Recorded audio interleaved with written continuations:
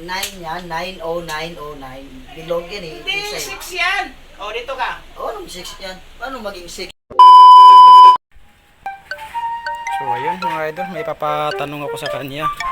Ipapatingin ko to sa kanya kung anong number talaga to sa lagay kasi medyo nahirapan yung magbasa sa number ng 6 or 9 eh. So ito papatanong sa kanya. Dong, may papaano ko sa'yo, ipabasa sa'yo kung alam mo ba to. What? Oh, dito. Oh. 9. 9, 6. Ayan, nahirapan sila dyan. Ano ang basa mo dyan? 9. 6. 9 yan? Paano nagiging 9? 6 nga yan eh. Paano maging 6 yan? 9 yan eh. 6 nga eh. Duling kaya ito. Pagkasa mo.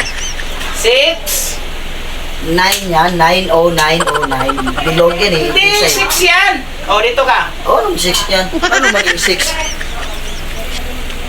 O. Oh. Anong basa mo dyan? 6. O di 9. Bakit maging 6? 9 nga yan. 6 nga yan. Dito eh, 6 eh. 9? O, ikano mo 9 o. O, ano ba sa'yo? 6 nga yan o, 6 o. 9. Kaya yan. 9? 9 eh, bilog nga dito 6 eh. Duling kaya ata eh. What? Hindi. Dami na kung tinanong yan, 9 yan. 6 nga yan, duling dito. Hindi. 6 o, 6 o, 6. 9 yan, kahit saan ka pumunta. 9 talaga yan. Napo. Saan ka pa mag-aarap yan? 6 talaga yan o, 6. Paano magiging 6 yan? O, 9. Anong basa mo dyan? O, 6 talaga yung pagbasa 9. yan. O, ganun yan.